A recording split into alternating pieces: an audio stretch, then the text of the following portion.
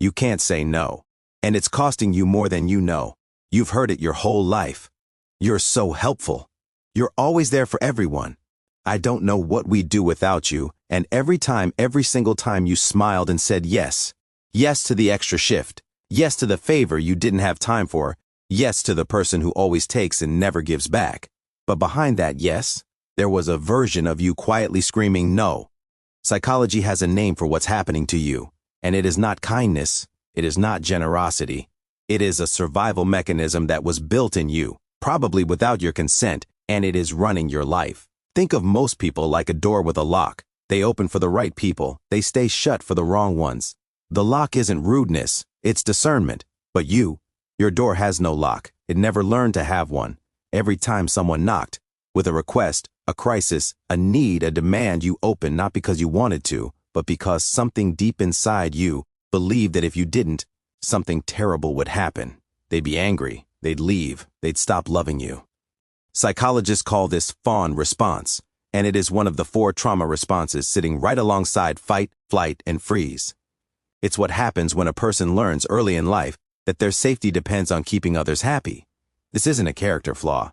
This is a nervous system that was trained to survive. Here's what most people don't understand about people who can't say no. They are not people pleasers because they are weak. They are people pleasers because at some point in childhood, in a past relationship, in a home where love felt conditional, saying no came with a cost they couldn't afford. Maybe saying no meant punishment. Maybe it meant being called selfish. Maybe it meant watching someone you loved walk away or fall apart and being made to feel responsible for it. So you adapted. You became whatever the room needed you to be. You shrank. You agreed. You overextended. You gave from an empty tank and called it love. But here's the painful truth. You were never giving freely. You were paying a ransom for safety, for approval, for the temporary relief of not being rejected. There's something else happening beneath the surface, and almost no one talks about it. People who can't say no are often extraordinarily attuned to other people's emotions. You can feel when someone is disappointed before they say a word. You sense tension in a room the moment you walk into it. You read micro-expressions, body language, tone shifts, automatically, unconsciously, constantly. This is called hypervigilance. And while it looks like empathy from the outside, it's actually your nervous system on permanent alert, scanning every interaction for danger, for disapproval, for the moment things might go wrong. You say yes to stop that alarm from going off, not because you want to help, because no feels like standing on the edge of something terrifying. Research by Dr. Gabor Maté found that chronic people-pleasers suppress their own needs so consistently that it doesn't just affect their relationships, it affects their physical health, their immune system, their capacity to even know what they want anymore. You don't just lose your boundaries, you lose yourself. And here's what no one warned you about, the ones who benefit from your yes. They are not bad people necessarily, but they have learned something about you. They have learned that your no doesn't stick, that if they push a little harder, wait a little longer, make you feel a little guiltier, you'll fold. Your inability to say no doesn't just attract people who need help, it attracts people who need a yes.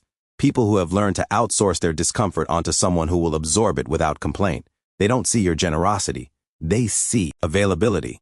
And they will keep coming back to that well until it runs completely dry. So why does this trait even exist? Why didn't evolution eliminate it? Because the tribe needed you in the right conditions. Cooperation, social harmony, sensitivity to group needs, these are not weaknesses. They are some of the highest order human capacities. People with your wiring built communities. They kept families together. They made groups function when everyone else was competing for status. The problem isn't the trait. The problem is that no one taught you the other half of the skill, when to withhold it. Because true generosity requires a self to give from, and you cannot pour from a vessel you've never allowed to fill. So here is my message for you. Stop confusing exhaustion with virtue. Stop calling your silence keeping the peace. Stop telling yourself that your needs don't matter as much as everyone else's, because that is not humility. That is a story you were handed by someone who benefited from you believing it. No is not cruelty. No is not abandonment. No is not the end of love. No is the beginning of self-respect. It is the first word of a boundary. It is the moment you stop shrinking to fit someone else's comfort and start taking up the space you were always meant to occupy. The people who are right for your life will not leave when you say no. They will respect it. They might even love you more for it because it means what you give them when you say yes is real. And the ones who can't handle your no, they were never there for you. They were there for what you gave them. You don't need to say yes to be worthy of love. You were worthy before you ever agreed to a single thing. If this hit something real in you, share it with someone who needs to hear it. And tell me in the comments, what's the one thing you wish you'd said no to sooner? I read every single one,